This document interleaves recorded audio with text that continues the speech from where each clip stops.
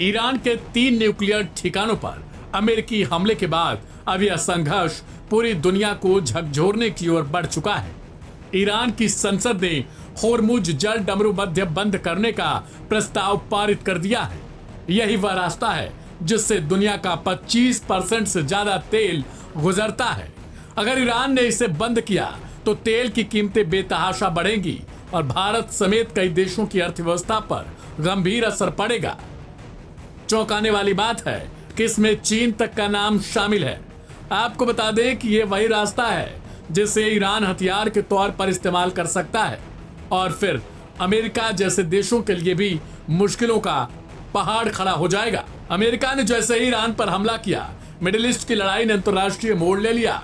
Israel पर करीब 30 मिसाइलों की बारिश हो चुकी है और अब ईरान ने ऐसा कदम उठाने का संकेत दिया है जो पूरी दुनिया को बिना मिसाइल दागे ही हिला देगा।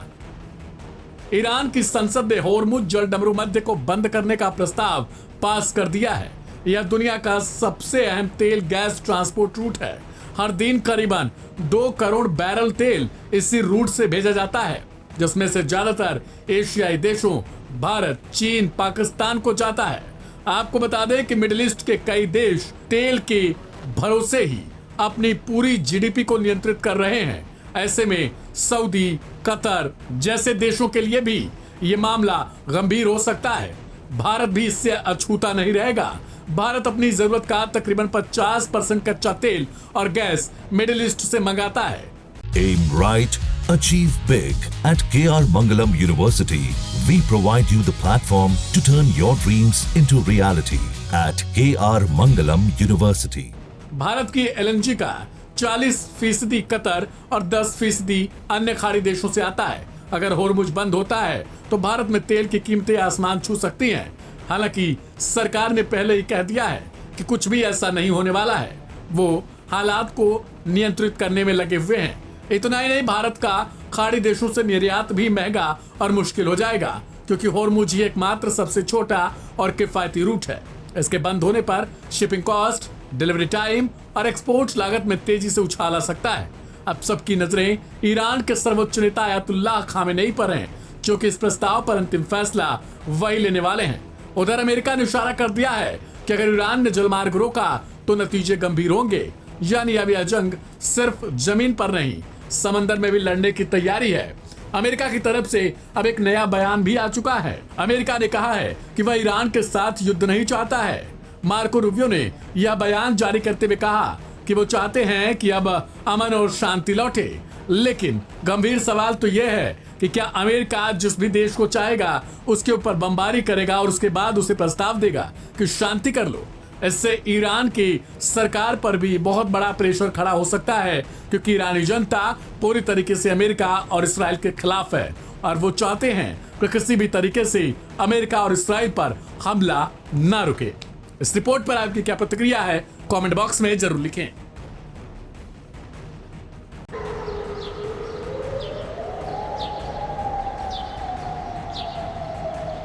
मिडिल ईस्ट में सुलगती जंग अब एक वैश्विक रंग लेने लगी है।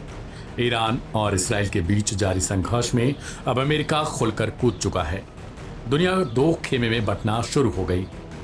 जैसे जैसे दिन चढ़ रहा है वैसे वैसे स्थिति और गहराती जा रही है। अब ईरान पर किए गए हमले को लेकर चीन ने भी अपना रुख साफ कर दिया है। जिस बात का खतरा था वो धीरे धीरे पनपने लगा। गौरतलब है कि शनिवार को अमेरिका ने ईरान के 3 न्यूक्लियर साइट्स पर एयर स्ट्राइक की। इसके बाद चीन और रूस का रिएक्शन भी सामने आने लगा। अब सवाल यह है कि आखिर यह तीसरे विश्व युद्ध की दस्तक है। 21 और 22 जून की रात और सुबह में अमेरिका ने ईरान के खिलाफ एक बड़ा सैन्य कदम उठाते हुए 3 परमाणु स्थलों फोर्डो, नतांज, इस्फहान पर मिसाइल हमले किए। हालांकि ईरान और आईएईए दोनों ने कहा कि कोई रेडिएशन रिसाव नहीं हुआ, लेकिन इस हमले ने ईरान इसराइल टकराव को अंतर्राष्ट्रीय जंग में बदल दिया है। चीन ने अमेरिका के हमले की कड़ी निंदा की है। बीजिंग ने चेतावनी दी है कि अमेरिका साल 2003 की इराक जैसी गलती दोहरा सकता है।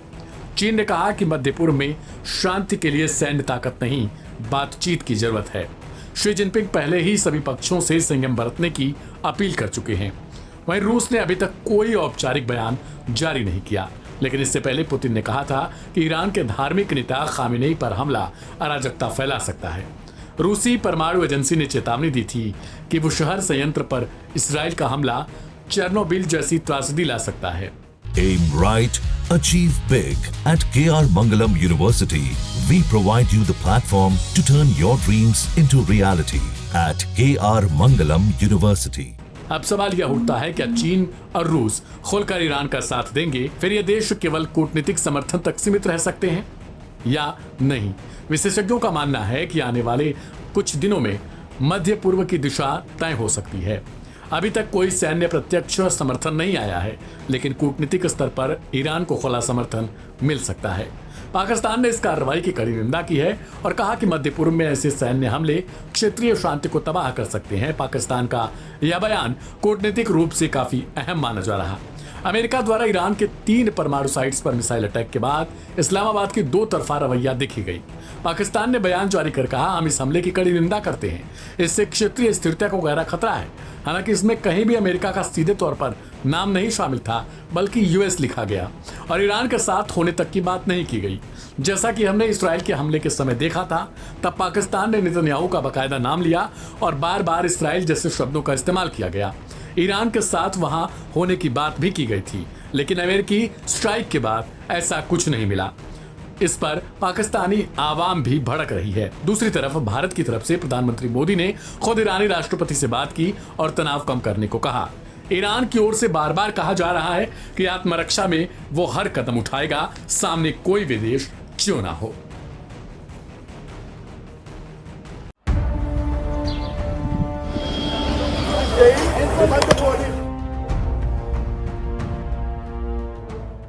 अमेरिका ने रविवार की सुबह ईरान पर अचानक से बड़ा हमला कर डाला। अमेरिका की तरफ से दावा किया गया कि ईरान के 3 परमाणु केंद्रों पर अमेरिकी सेना ने बमबारी की है। अमेरिका के राष्ट्रपति डोनाल्ड ट्रंप ने खुद दावा किया कि अमेरिकी हमले में ईरान के फोर्डो, इस्फहान और नतांज न्यूक्लियर सेंटर तबाह हो गए, जिसके बाद ईरान ने अब इजराइल के खिलाफ भयानक मिसाइल हमले किए हैं। यानी कि अमेरिका का बदला अब इजराइल से लिया जा रहा है। ईरानी मीडिया आउटलेट्स की तरफ से एक वीडियो जारी किया गया जिसमें खैबर मिसाइल को दिखाया गया। रिपोर्ट्स के मुताबिक ईरानी मिसाइल ने इजराइल में भयानक तबाही मचाई है और दावा किया गया कि Israeli air defence system Khyber को इंटरसेप्ट करने में नाकाम रहा। पिछले हफ्ते शुरू हुई इजरायली हमले के बाद ईरान ने अभी तक 400 से ज्यादा बैलिस्टिक मिसाइलें इजराइल पर दागी हैं, जिनमें से 40 से ज्यादा मिसाइल को इंटरसेप्ट करने में इजरायली एयर डिफेंस सिस्टम नाकाम साबित रहा है।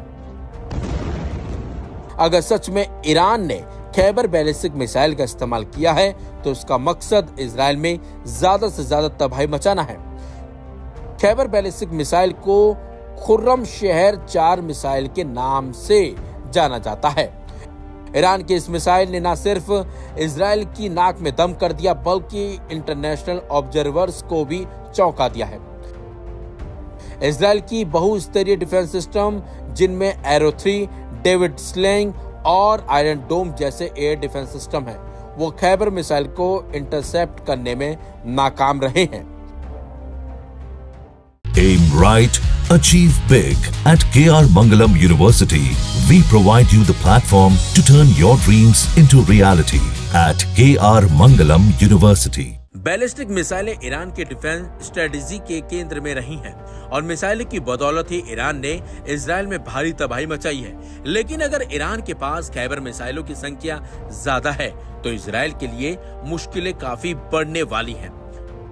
खैबर मिसाइल ईरान की सबसे एडवांस बैलिस्टिक मिसाइल है जिसकी रेंज 2000 किलोमीटर है और ये मिसाइल 1500 किलो से ज्यादा का वारहेड ले जा सकती है। ईरान का दावा है कि खैबर मिसाइल में MRV टेक्नोलॉजी का इस्तेमाल किया गया है, यानी एक मिसाइल कई अलग अलग दिशाओं में वारहेड गिरा सकती है।